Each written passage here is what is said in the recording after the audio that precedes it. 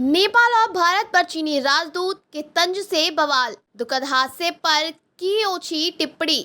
दुखद बस हादसे को लेकर नेपाल में चीनी राजदूत सेन सोंग की एक टिप्पणी ने विवाद खड़ा कर दिया है। उनके बयान ने नेपाल के नेताओं के अलावा आम लोगों में भी नाराजगी है और वे माफी की मांग कर रहे हैं।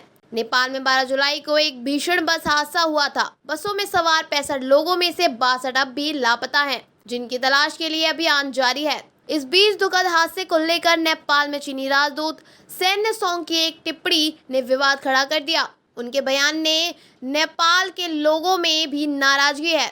28 जुलाई को प्रकाशित एक खबर को शेयर करते हुए चीनी राजदूत सेन सोंग ने लिखा था, 19 किलो का चुंबक जो लापता बस की तलाश के लिए लाया गया था वह खुद गायब है। उन्होंने एक्स पर यह बात लिखी थी, जिसे लेकर नेपालियों में गुस्सा है। वह मान रहे हैं कि चीनी राजदूत ने दुखद हादसे पर संवेदना जताने की बजाय मजाक बनाया है, जिसे स्वीकार नहीं किया जा सकता।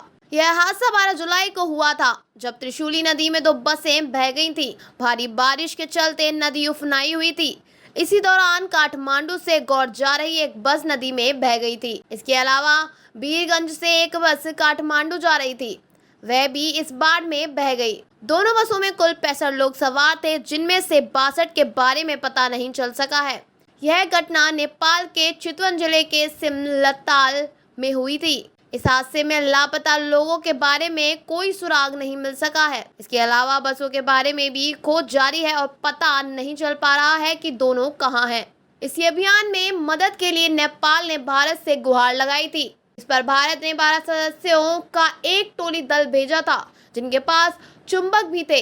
इन चुंबकों की मदद से बसों को खोजा जाना था, क्योंकि जिनमें लोहा बड़े पैमाने पर लगा है। उम्मीद है कि लोहे की बसों के संपर्क में आते ही चुंबक उनके चिपक जाएंगे और बसों तक पहुंच जाएंगे, लेकिन अब तक यह अभियान भी किसी सिरे तक नहीं पहुंच सका है। ऐसे में चीनी राजदूत के बयान को नेपाल के अलावा भारतीय टोही अभियान पर भी एक तंज के तौर पर देखा जा रहा है। अब तक नेपाल या भारत की ओर से चीनी राजदूत के बयान पर कोई प्रतिक्रिया नहीं आई है। नेपाली कांग्रेस के सांसद रामहरि खाटीवाड़ा ने सेन के बयान को आपत्तिजनक बताया है और विदेश मंत्रालय से इस पर जवाब मांगने की अपील की है। वहीं सांसद सर्वेंद्र नाथ शुक्ला ने चीनी राजदूत का नाम बिना लिए ही आलोचना की है। नेताओं के अलावा नेपाल के आम लोगों का भी मानना है कि ऐसे दुखद हादसे पर चीनी राजदूत को आपत्तिजनक तंज नहीं कसना चाहिए था।